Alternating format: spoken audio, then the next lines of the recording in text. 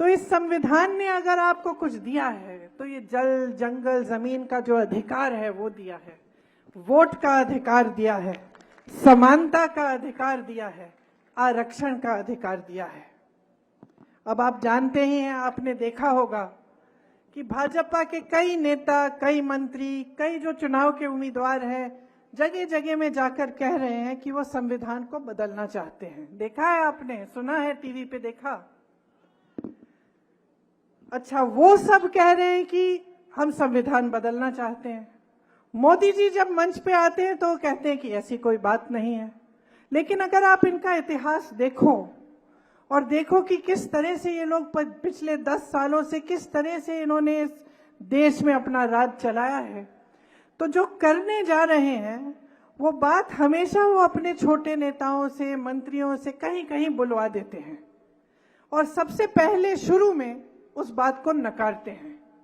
तो शुरू में क्या कहते हैं कि चलो एक उम्मीदवार से कहलवा दिया, एक मंत्री से कहलवा दिया, किसी और से कहलवा दिया और हम मना करेंगे कि भाई हम ऐसा नहीं करने जाएंगे।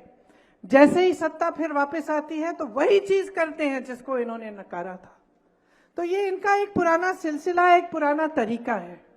आज हमने देखा कि कितनी खतरनाक चीज कह रहे हैं कि इनके लोग कह रहे हैं कि संविधान को बदलेंगे। इस संविधान ने ही आपको अधिकार दिया, तो इसको बदलने का क्या मतलब है?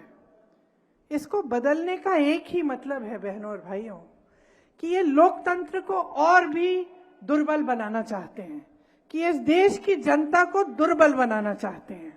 10 सालों में उन्होंने ऐसा कोई काम नहीं किया जिससे हमारा लोकतंत्र, जिससे आपके अधिकार, चाहे आदिवासियों के अधिकार हो, चाहे दलितों के अधिकार हो, चाहे किसी आम जनता के अधिकार हो, उनको मजबूत करने का काम नहीं किया है, सिर्फ उनको कमजोर करने का काम किया है। और जितने भी ऐसे संस्थान हैं जो लोकतंत्र को बचाते हैं, जो आपको बचाते हैं, आपके अधिकारों को बचाते हैं, उनको कमजोर किया है।